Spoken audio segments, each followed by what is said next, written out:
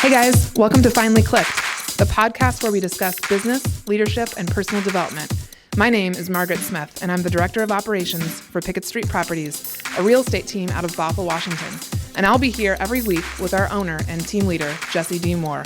We'll be digging into concepts and ideas that have helped us both personally and professionally, and you'll also get a chance to hear from local and national experts that we know provide massive value to get to the point where it all finally clicks.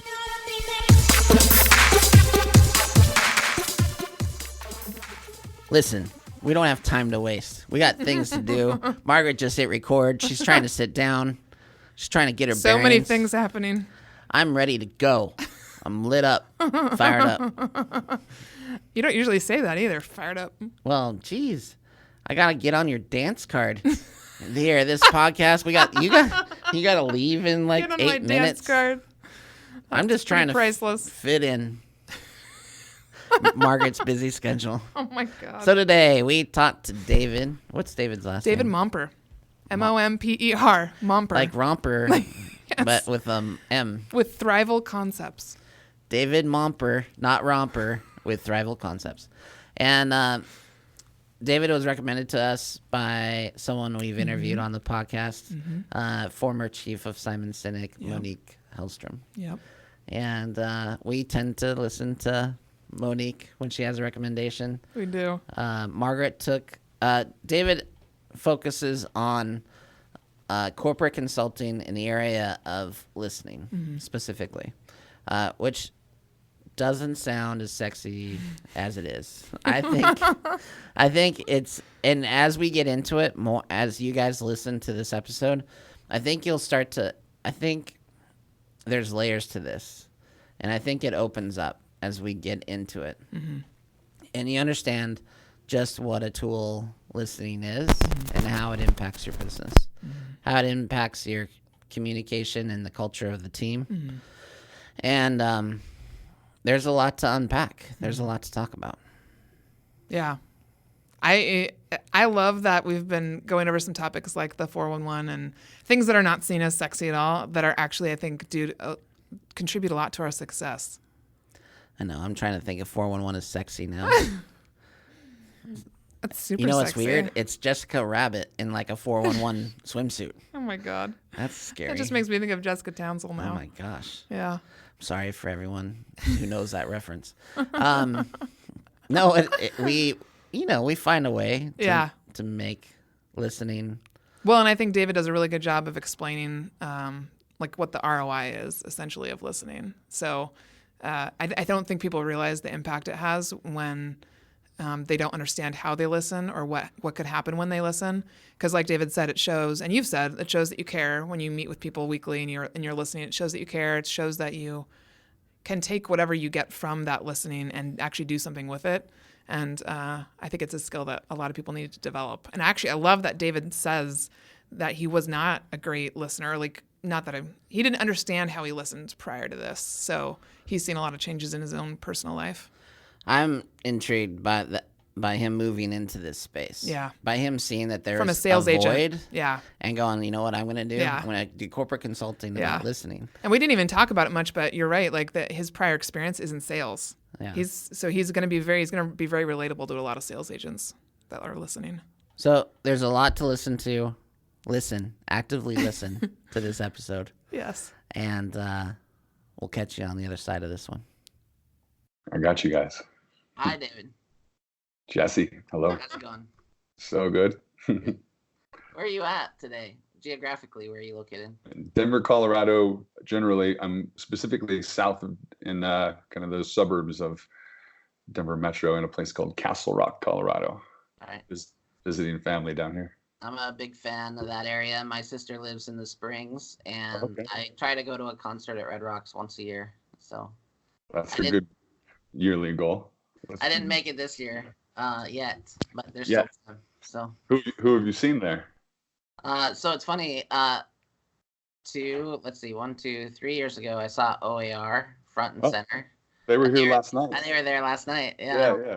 I've seen Need to Breathe there. I've seen now I'm gonna space on his name. The UK singer-songwriter sings Keep Your Head Up. Oh, Ben Howard. yeah, Ben Howard isn't. Ben Howard. Ben So, something. yeah, and we have the Gorge out here, which is a beautiful amphitheater. Have you been there? No, it's on my list though. Yeah, so I would put the Red Rocks slightly above the Gorge. Would you? Probably for acoustically. Acoustically, it's better, but I would say that the Gorge gives it a run for its money on the scenery and location. Wow. Yeah, Red Rocks is a special place. I actually my graduation was at Red Rocks because the size of my class was so big. So we had that whole place to ourselves. And ironically, I'm planning my 20-year high school reunion. I'm on the team actually planning it right now, and it's in 2 weeks, our 20-year high school reunion. So kind of a wild kind of memory lane with Red Rocks. For the reunion, are you making everybody go up the stairs? Are you gonna get dropped off on top? Yeah, meet at Red Rocks and let's run the stairs together. No, we're doing it down in kind of the southern part of Denver Metro on a golf course and country club and stuff. So tell us a little bit more about yourself, other than being located in Denver. Tell us about your company and what we're going to be talking about today. Sure. I mean, my company is Thrival Concepts, and for just a little bit of history, about a decade ago, I worked for this consulting firm out of Boulder called Conversant Solutions, and I was an account executive, and this is really the seed of where all my work was planted. And as a salesperson, I was going through a lot of the curriculum that they were providing executive level leadership, and so that I could then speak firsthand about it.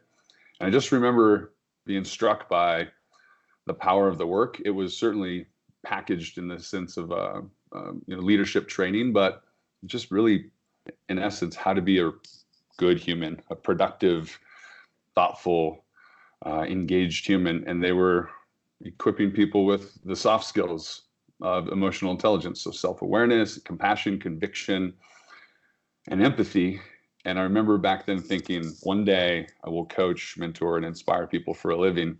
And I don't know if I said those exact words back then, but they came to be really my mantra over the years as I began thinking and visualizing how this would look one day. So about 3 years ago, I launched Thrival Concepts in response to this passion and this calling I had to do that work. And in essence, I've boiled it down to, I do leadership communication. I work with executive teams, and I help them approach the act of listening as a strategic, business discipline. And that's really important because we've never really thought of listening like a skill set that we can practice and that we can hone over time, and that maybe one day we can master. Now, some of us inherently have a knack for being high value, intentional listeners, but we're all subject as human beings to the same challenges around listening. So my big mission is to empower people to see listening differently, to actually see it and be able to interact with it and consider how, when you're interacting with people, you have a contribution on the moment or on the team or on the person. And often we think our contribution make is through our voice and what we have to say, which makes sense. We all want to have a voice. And of course, people can experience your contribution with your voice almost more tangibly. But I think it's almost our duty as leaders to listen first. It's our responsibility. If we're truly there to lead, you have to listen genuinely, intentionally, first and foremost. And then if you do that, then any action or any degree of creativity beyond that has just so much more integrity behind it and possibility behind it. So it's interesting as you talk about it that I realize that we're not really instructed how to properly listen. Mm-hmm. Like we're taught how to write a sentence. We're taught how to type. We're taught how to communicate. We're taught how to present. Like there's all sorts of training available for that. But really, in school, listening just meant shut the hell up, right? Like just be quiet. But that's Right. not active. That's not active listening, right? That's just being quiet. And so it's Right. as I hear you and as I'm thinking about what you're saying, I realize that I was never taught how to listen. I had to learn, like everybody else, and especially in my personal relationships, the the um the problems that arise when I'm not actively listening, right? And so it's kind of a response to pain that I move away from, right? Right. But we aren't taught how to actively listen. I think that's I- something Dave and I talked about in our initial phone call when we were just getting to know each other. And he asked me where I learned to listen. And it's not in school. Like you said, it's I learned it from my mom. Like she actively said, make eye contact, listen, respond according to what you heard. And so I think you're totally right. Like if you're not taught that at home, it's kind of like good luck. I hope you learn it somewhere along the way. Right. It is ironic that we are told as kids to pay attention, told to listen, but then never equipped with like, what does that actually mean? Yeah. And Jesse, you nailed it, because it's mostly what people are saying is be quiet and just do your thing, I suppose, right? Just don't bother us. But if you think about it's also intangible, right? It's like, what is listening? You can't really put your finger on it necessarily. You can't really touch it. So it's this nebulous thing that we hope people do. But when you say pay attention, it's actually there's some secret insights in that, because you say pay attention, meaning you're paying out of a limited resource, which is your attention. You're actually spending it right here versus frivolously spending it elsewhere in a way, right? So to pay your attention, I don't know that my parents knew what they were really saying, or they would have explained it to me that way, but that's what you're doing. I want you to pay of all the attention you have, which is only a set amount, right? Can you pay some to me right now, right? That's kind of what we're asking. But there's much more behind that, of course, that we never So get have to. you always been an intentional listener, or is this something that this work that you've done on purpose with yourself? Yeah. Well, I think it's funny how we end up in many respects doing the work that we personally need most in a way. And I think the times in my life where I have been most in my own way, or most challenged by, or most challenged is in my relationships, is when I needed to be heard, like especially as a I guess a man, and of my physique, if you will, my size, like my voice is part of my toolkit and my weaponry. And so I wield that, and sometimes early on in my life I did so kind of, not, like, I guess aggressively, or just unconsciously, and it got in the way of friendships with friends, my brother, I'd say my parents as a kid growing up, definitely romantic relationships. It's shown up, of course, how we communicate. And I realized that I'm first and foremost wanting to have my voice heard, or to kind of be heard. And that's what's causing 99% of my conflict. And that was a big, what to do about that, I didn't know, right? This was over the journey, but I experienced that. So when I discovered this body of work around listening intelligence, it kind of was this brilliant aha of, oh, the trick, the secret weapon to my world, and maybe many people's worlds, is to approach listening as the focal point, right? To really show up and be present. And I've learned that when you want to be heard by other people, and we all want to be heard, right? And I say this as like fellow human beings, just as humans, we all want to be heard. But then in business, people need to be heard so you can solve problems and be creative and move the ball down the field. But the best way to be heard is to listen to others first and foremost, because if you can create that space for them, then they see that there's trust and confidence in that interaction, and then that affords the same for you, and eventually then you have that authentic, or at least the chance of an authentic conversation. It doesn't mean it's conflict free, but just that you can navigate things because of the dynamic you've created by putting listening first and foremost. So there's definitely been some personal experience that has awakened me to the necessity of this in my own life and in others. I think it reminds me a lot of Fierce Conversations, the book by Susan Scott that I talked to you about. Yeah. Because she talks about people wanting to be seen.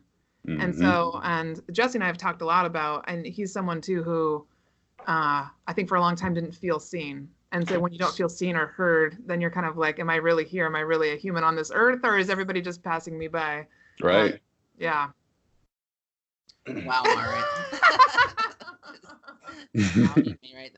Like, It just didn't feel seen or heard for really. That's true. No, so you have there is an assessment that goes along with our discussion today, right? The echo listening profile. right. And so Margaret asked me to take this prior to the podcast, and it made me kind of chuckle just because there's so many. We're kind of assessment heavy, assessment rich. We are rich, yes. Yeah. Richly assessed. At any given time, we're assessment adjacent. I'm sure of it. But can you just summarize this assessment for us a little bit and give us an understanding of what it's supposed to measure? And I guess Sure. as I lead into that, I'll say this. I think anytime you take an assessment cold without like a lot of instruction, I'm like, oh great! Like I knew I was gonna have a bad result. Like, What do you mean bad results? well, that's what I mean. Like I want to say from the get go, I appreciate that there's no pass fail and there's no wrong. You're not wrong, right? It's just Right. going over how I listen, which I can totally accept. So anyway, I'll let you talk about it. Sure. That's in a sense that's worth expanding on a bit because the word assessment is a bit of a misnomer. It's not judging whether you're a good listener or a bad listener. And the entire body of my work is not about good or bad listening. That's such a basic way to look at it. And let's acknowledge what that is, right? Are you paying attention or not? Meaning, are you present? Are you here with me right now? And if so, and committed to the conversation, and think about this in all of your interactions, right? Am I right here, right now? Am I present? And if I'm not, then I'm probably distracted, or I'm worried about something, or I'm thinking about something else. That happens all the time. So the basic thing is like, are you listening or not? And then the next level up is really the space that we get to play in that unlocks a new way of seeing listening, which is when you are actually paying attention, there's a unique way that you're processing the world. And there's no right way or wrong way to listen unless you're not paying attention. There's really just unique ways that each of us is cognitively filtering everything that's coming into our lives. And it's a habit. The way that the echo listening profile, what it reveals to us is our unique habits, our habitual cognitive processes. And it lets us change the paradigm and actually see how we listen. Not whether or not we're listening, but when we are listening, see how it is that you're showing up. And it's a self-awareness tool, first and foremost, more than anything. I want to acknowledge there's something like 6,000 assessments in the world, and they're all invaluable. The echo listening profile, from even my own business model and my own business strategy, from that standpoint, it's the only thing that I've found that focuses on listening as intentionally and thoroughly. That is, compared to everything else, it's really the only thing focused on listening, and it's the only statistically validated kind of framework that talks about our listening habits. So there's the distinction in the sense of why this is potentially a worthy tool amongst all of them. And it unlocks a new way of interacting with this act that is very human, but somehow causes lots of challenges in our interactions and in our business systems. So I guess with that said, do you want to talk about your Yeah, before we jump in and specifically, Yeah. what's the most common response you get from someone after they've taken the profile? Response. What do you mean by response? I think a lot of people, we know ourselves to a degree, right? So sometimes you'll see your results and go, okay, this actually says, it's explaining to me what I already knew, but it's putting it into words that Right. that now I can actually comprehend it differently, or it kind of it makes it clear, right? So that's kind of like, okay, And affirming. that's kind of what I was getting at. I feel like, I think I think most of these are great at validation, right? And so I'm curious about your validation process for these as you go through them, because we've taken so many different ones, and everybody has a different rule book. And when I got the results, I was looking to affirm. I was looking to validate what I kind of knew already a little bit, right? And then that allows me then to open my mind to everything else it has to say that I hadn't considered.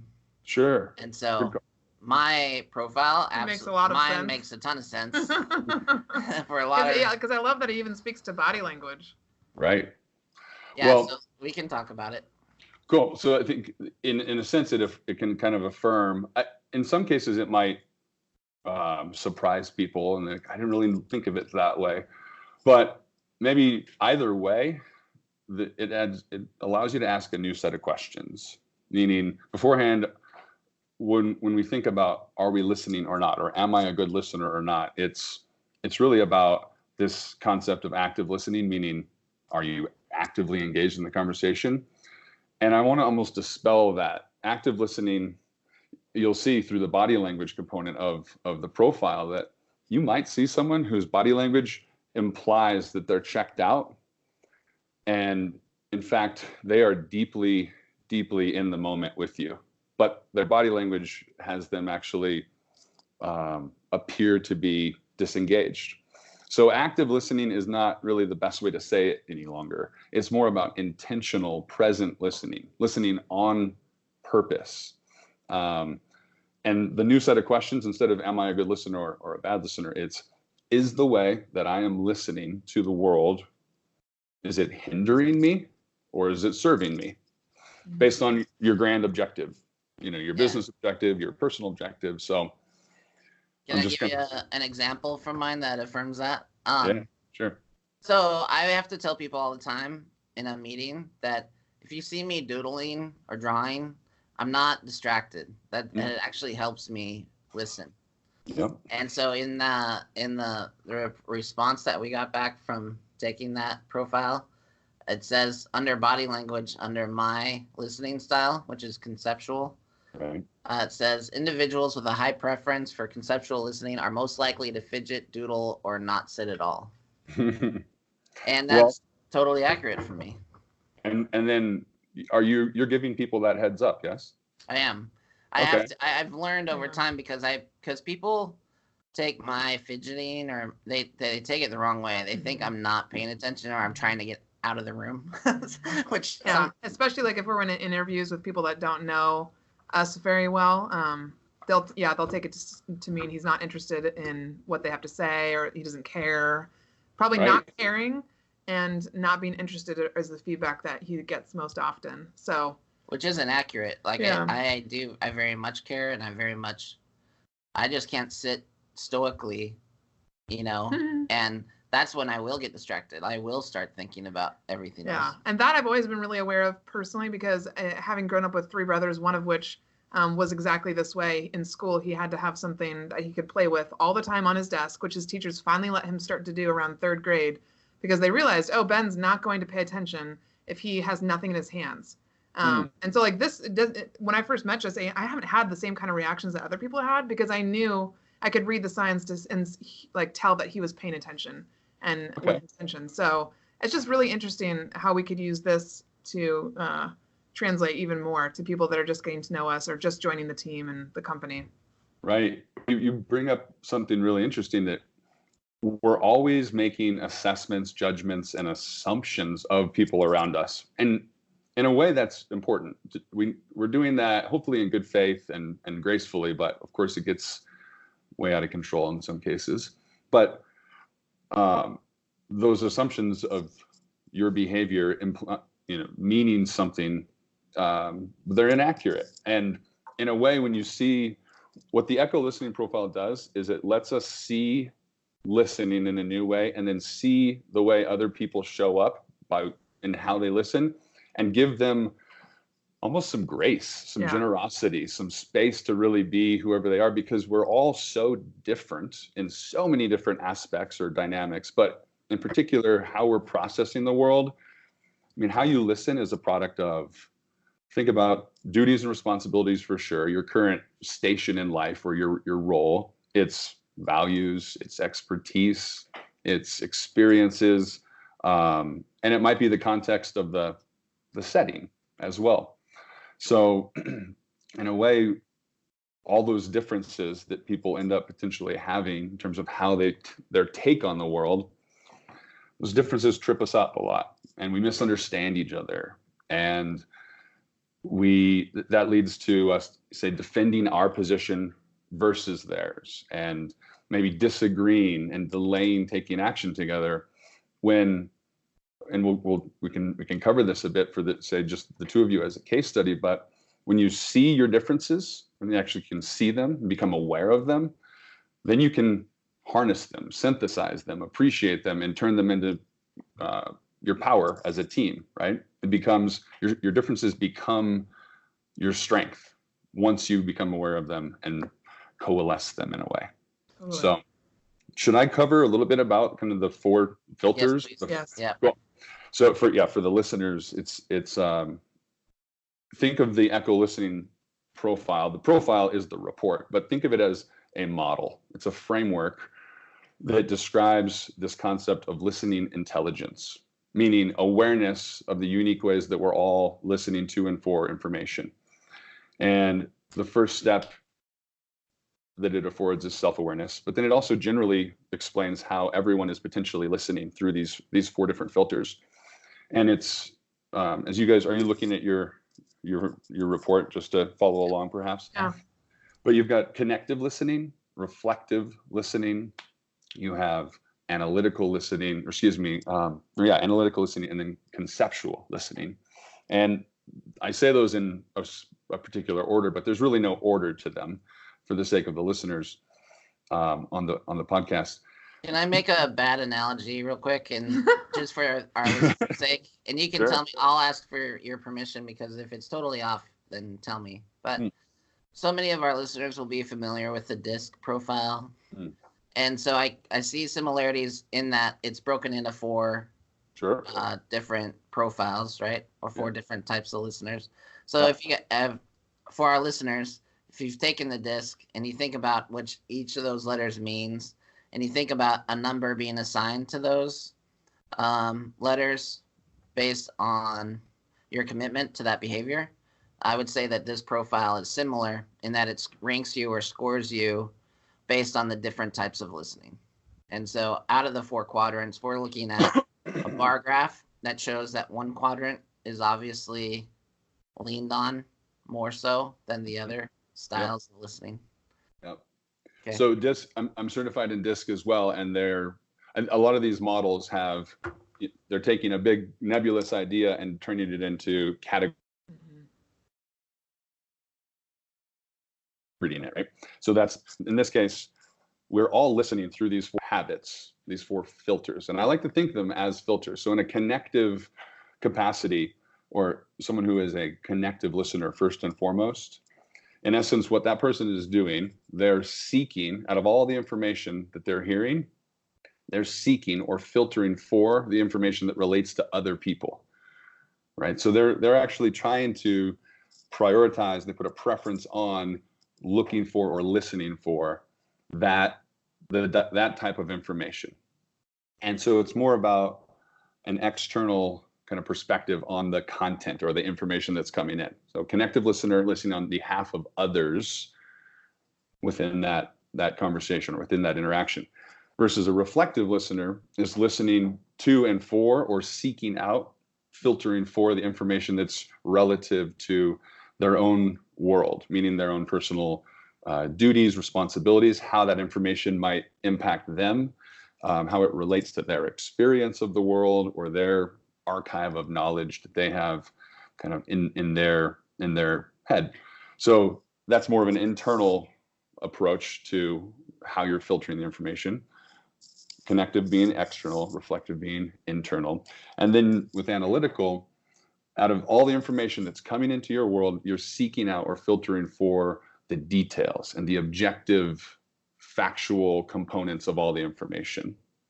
And then finally, with conceptual, you're seeking out or filtering for the new possibilities. Like, what am I hearing that what am I hearing in this current conversation or from these people or from this person that wasn't available before, and what's now possible from that information? So big ideas, kind of high level, creative listening in a way.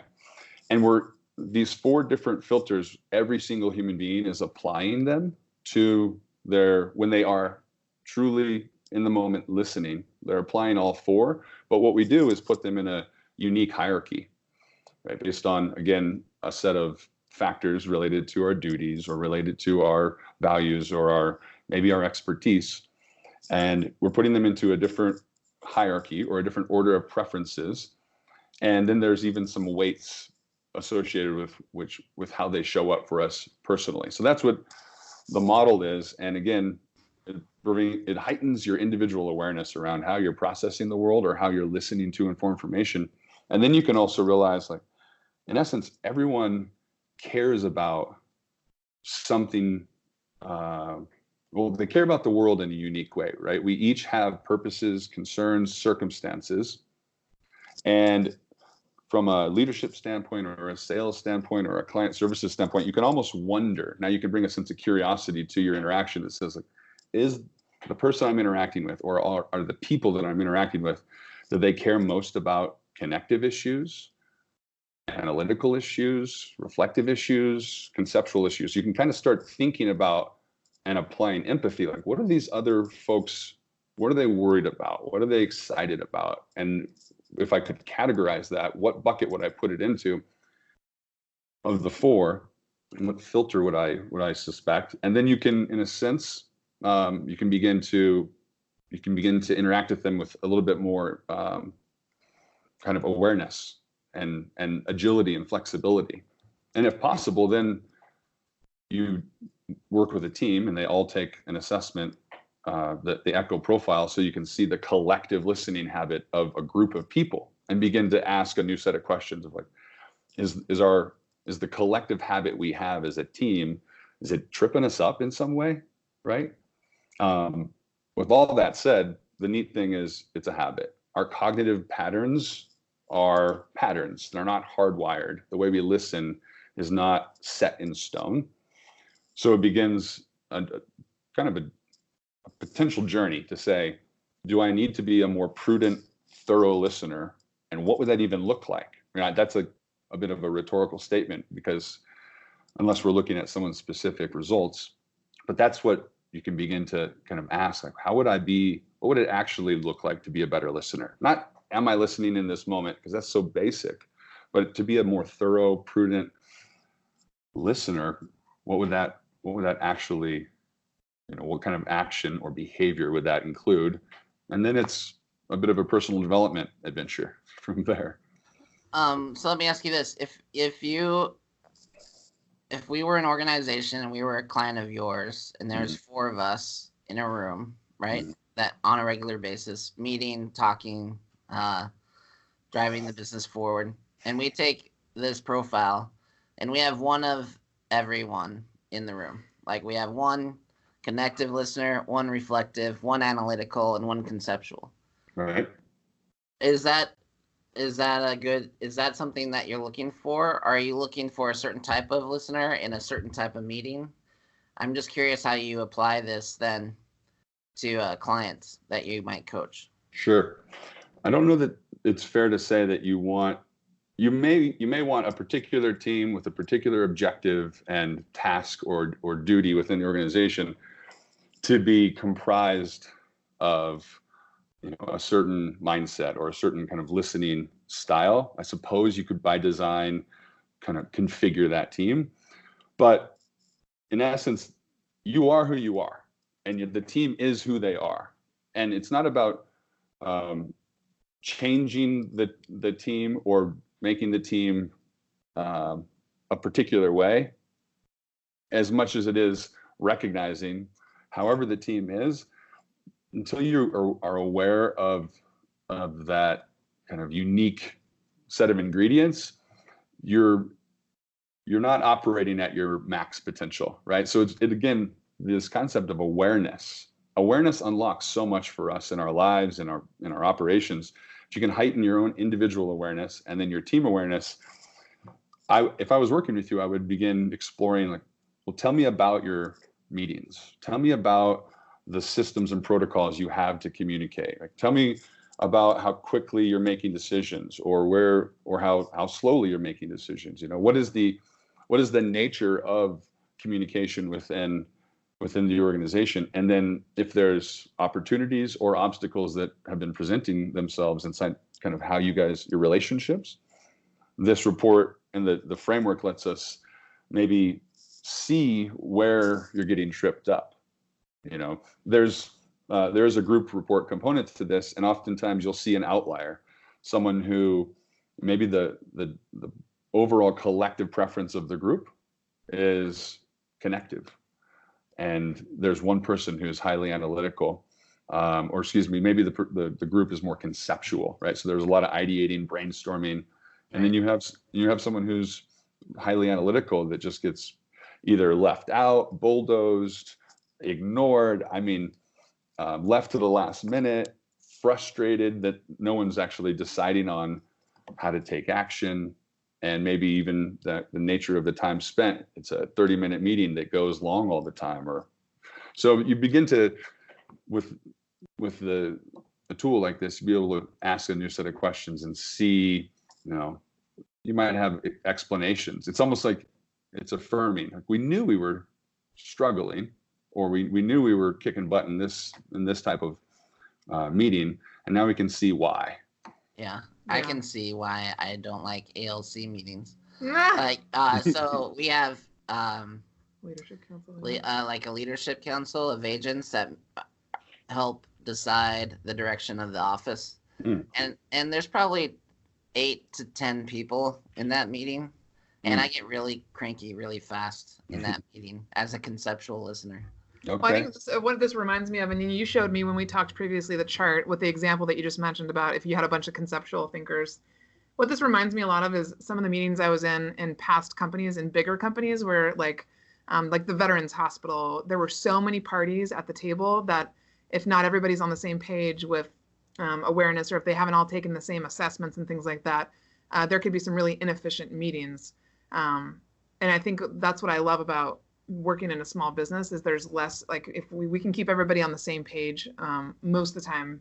And it just made me think, so in the possible challenges area for me as a collaborator, it says your interactions may be more emotional or sentimental than fact-based. And I might be so like into the idea of just engaging with people socially that I could get swept up into that. And so I have a hard time with people that want to be reflective all of the time or analytical all of the time, because it feels like it's slowing me down. And that it's important, but it's not as important as like, what are all the connections that could happen where the steps could be taken? Or like, I'm also a conceptual person, so I love ideas and brainstorming. So I think it's just a really, it'd be awesome to see this used on a really large scale with a company like a hospital or school district, or places where you have so many people that have to collaborate. Because I think there's a lot in general when you work with the public, it's just, people haven't spent time building self-awareness or working on themselves personally.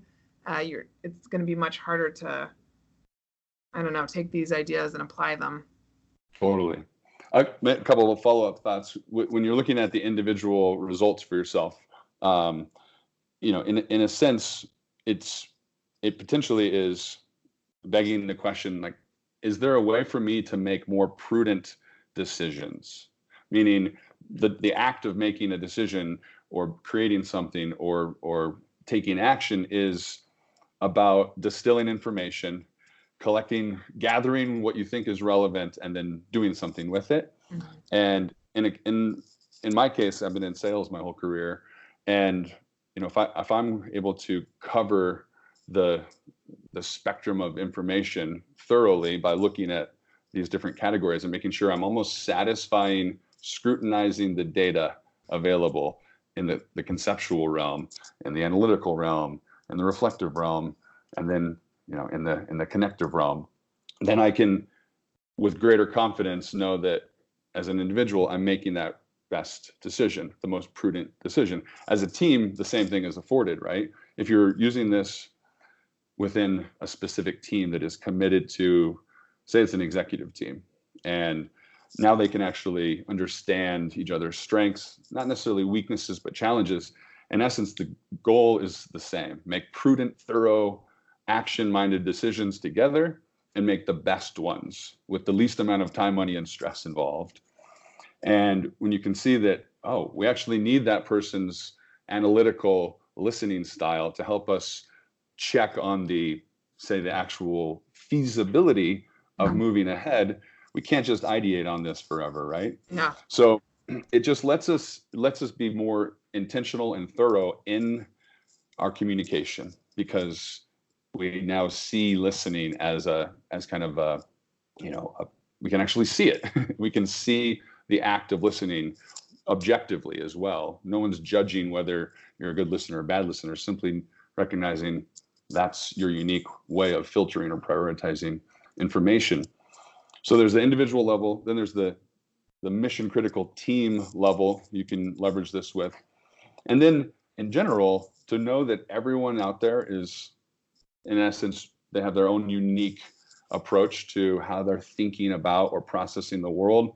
In an entire organization, or as you mentioned, a hospital system, they could leverage something like this, and then you may never know everyone's actual listening habit. It'd be difficult.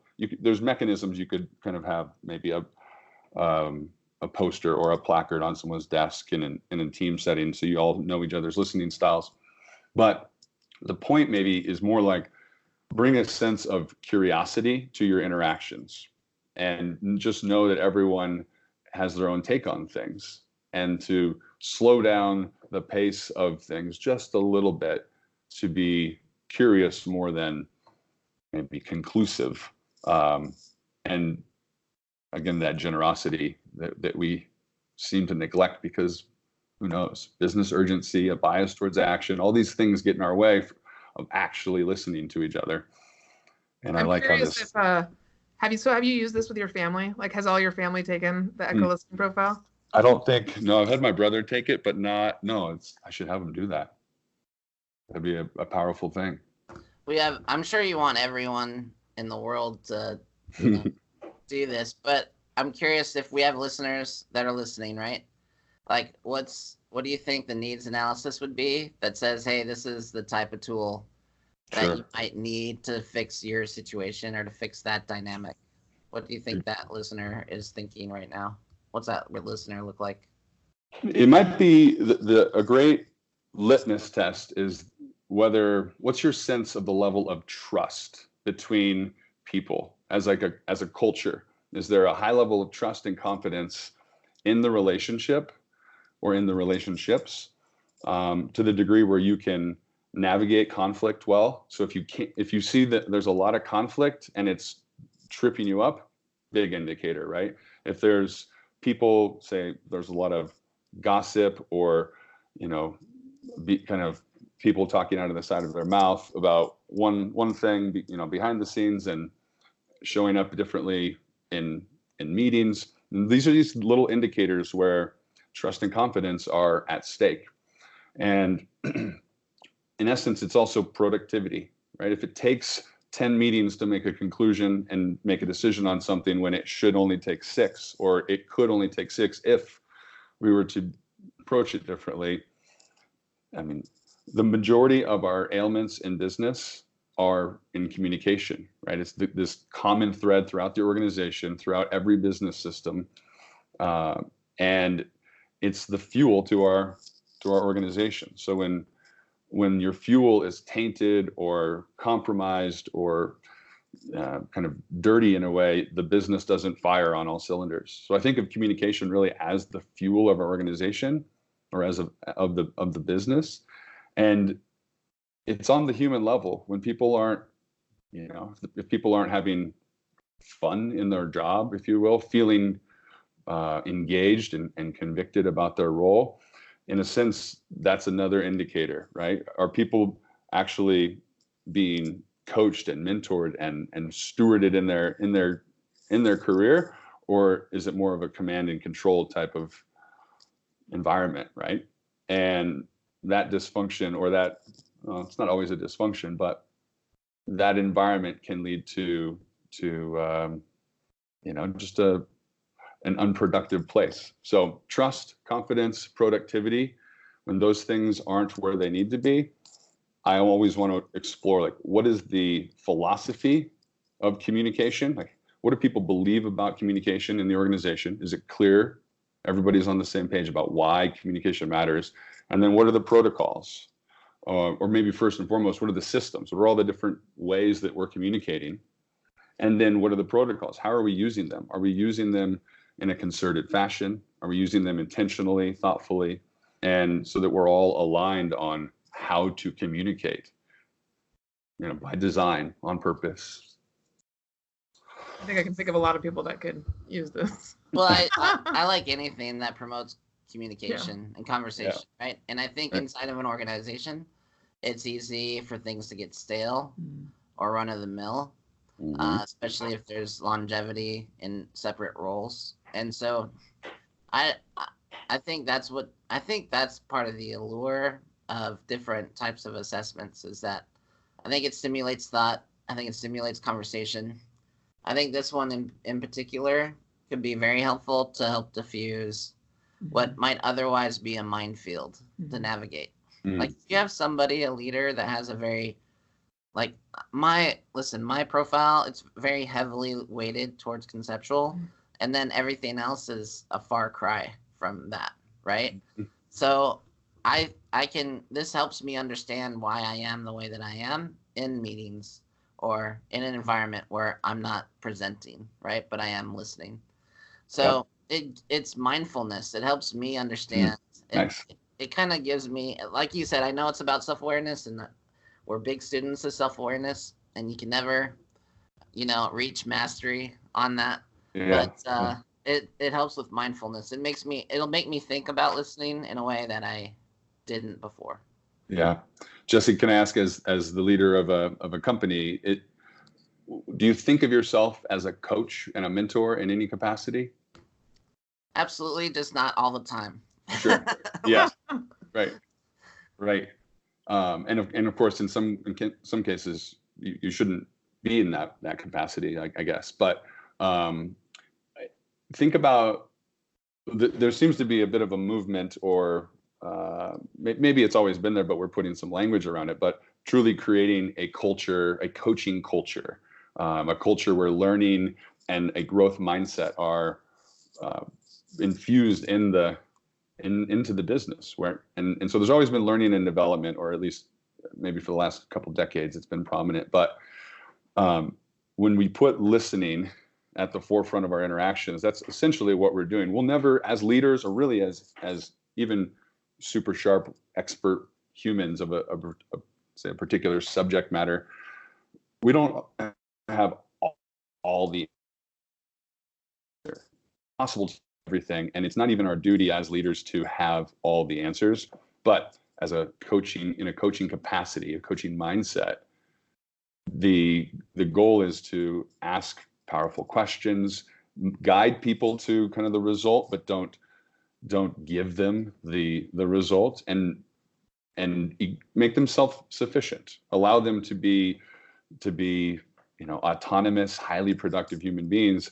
And in order to do that through a coaching capacity, you really need to listen to people, and then ask questions that let them even listen to themselves in a new way, and maybe discover something for themselves, because we know that's powerful. To tell someone something is one thing.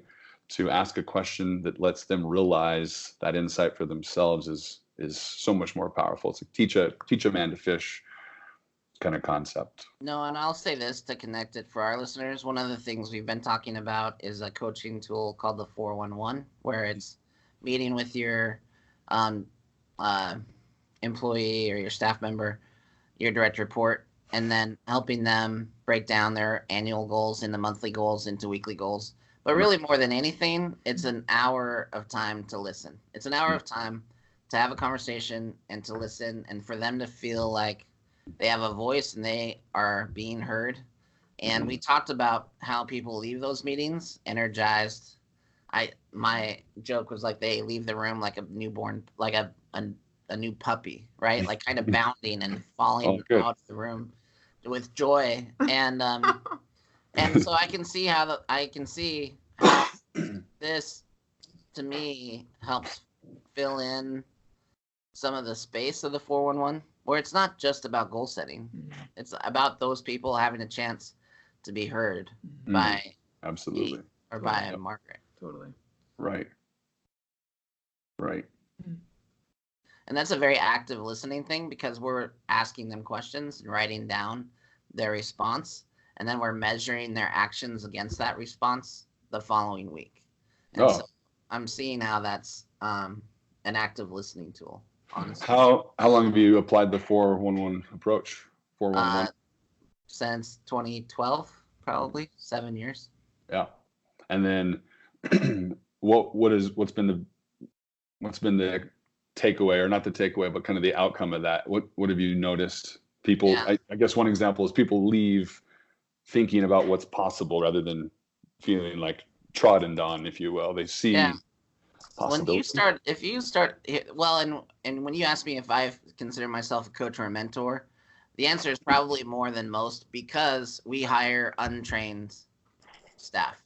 Okay. Like, I like to hire people that haven't been licensed for a long period of time, because they don't have the bad habits, right? So I basically have a blank slate that I get to train.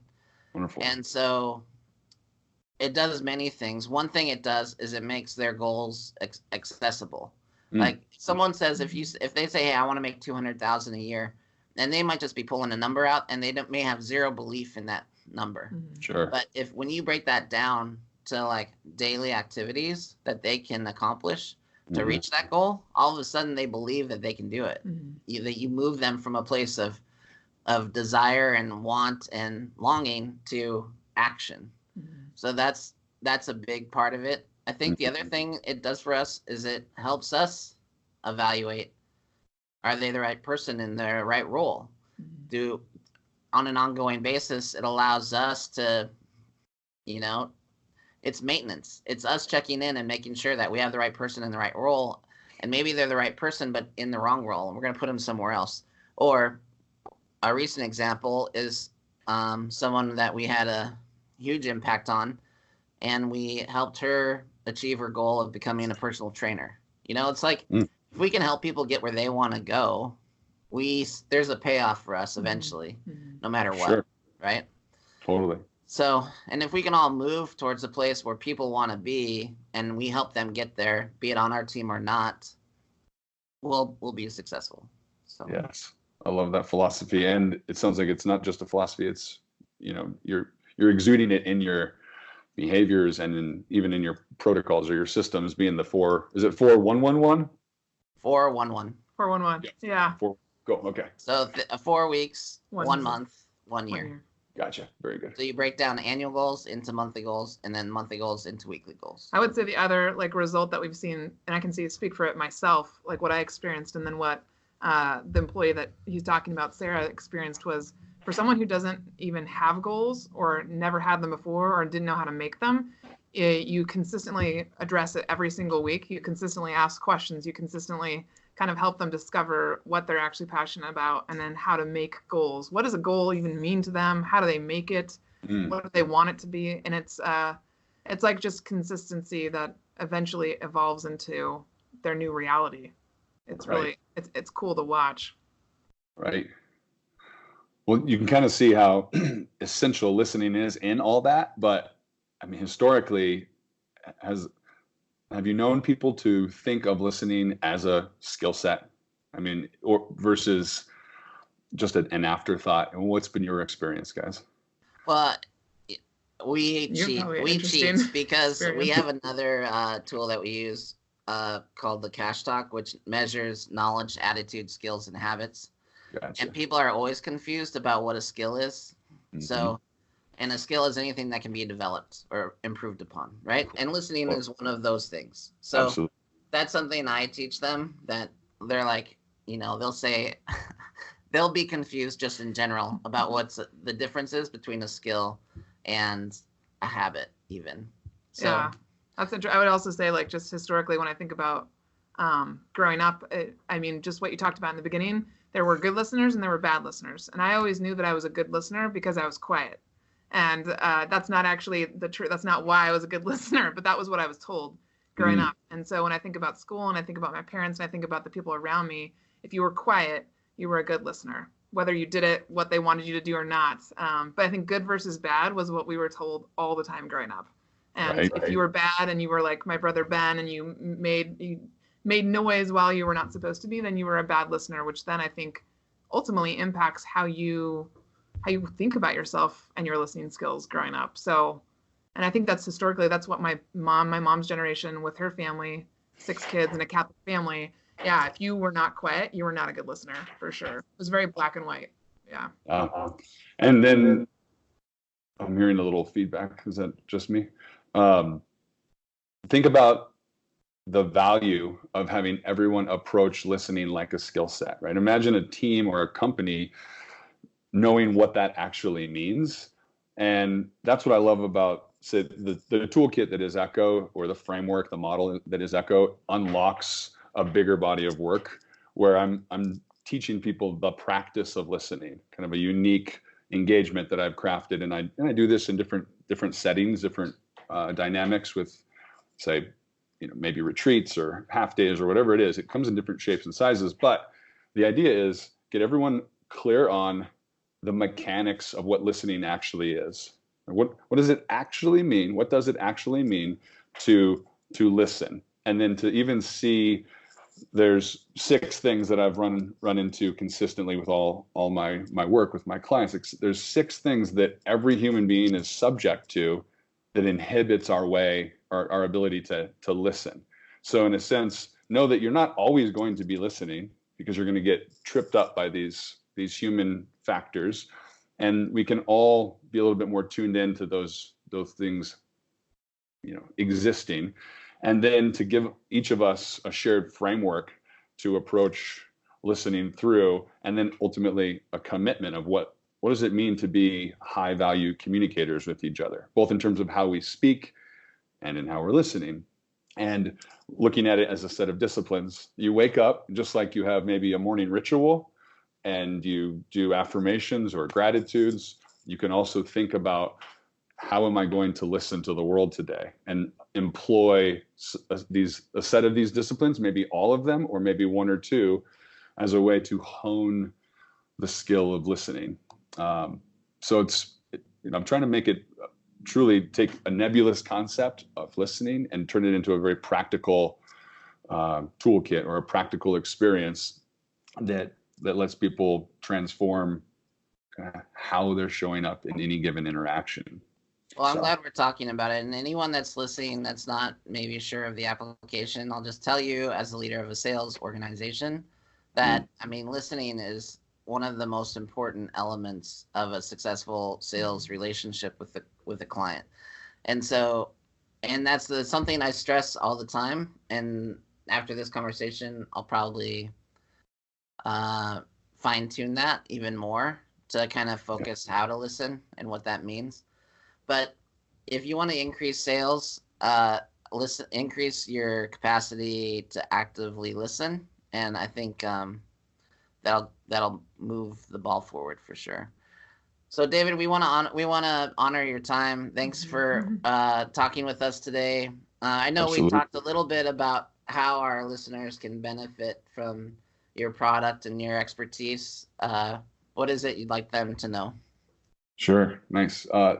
Ultimately, I offer say a 1 hour coaching call and the Echo profile as just an easy way for people to interact with my offerings. And I'm charging $250 for that normally, but I'll set up a link that Mo can send out with the podcast, where you can book a 1 hour call with me as a strategic consultation to kind of discuss communication within your world, probably in your working environment and in your role, and take the Echo listening profile and debrief on that and consider really what does it actually look like? What are the action items and the steps that you can take to level up how communication is impacting, the outcome of whatever you're striving for. So I would love to set that up and get that in people's hands. Thanks for letting me do that. All right. So in the wherever you're listening to this, we'll make sure that in the description there's a link to that information. All right. Thanks so much, David. I appreciate you spending your time with us. Absolutely. Great to see you, Jesse. Good to see you, Mo. Talk to you guys soon. All right. Bye, y'all. Margaret Smith, tell me your thoughts. Well, I think it's another item for our toolbox. I think it's a really different assessment, something that we haven't, like you mentioned in the beginning, we haven't had anything like this before. And I like that he clarifies there's no good or bad listener. There's just ways that we listen. And I think taking that good and bad, black and white thing off of the idea of listening is so necessary. I was so afraid. I was going to be like, you are. But you're going to score super low or something? And I'm like, geez, do I need to take this? Do I need proof that I'm a bad listener? Oh, interesting. Yeah.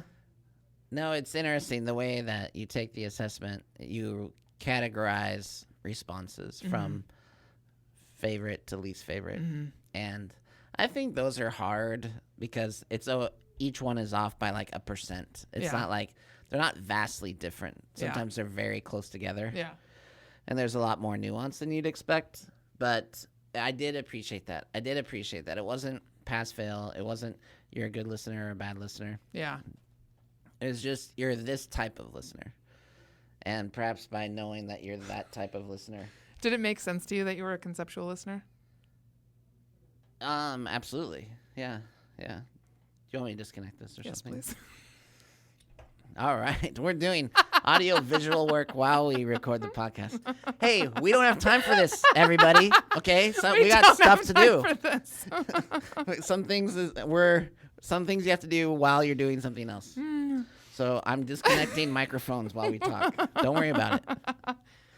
I really liked his questions about how we listen and how we work together, because it was a good review for me when I first talked to him before, when I was just kind of, getting to know what he does and what he's all about. You've worked really hard specifically on listening, and you've come a long ways. And I also think, honestly, from the very beginning, even before both of us did all of this personal development work, I always felt heard. And I always strive to make sure that you felt heard, specifically with me, and as I learned about your business and about how you operate. So I've actually we've had miscommunication issues, of course. We talk about that a lot. However, I've never not felt seen.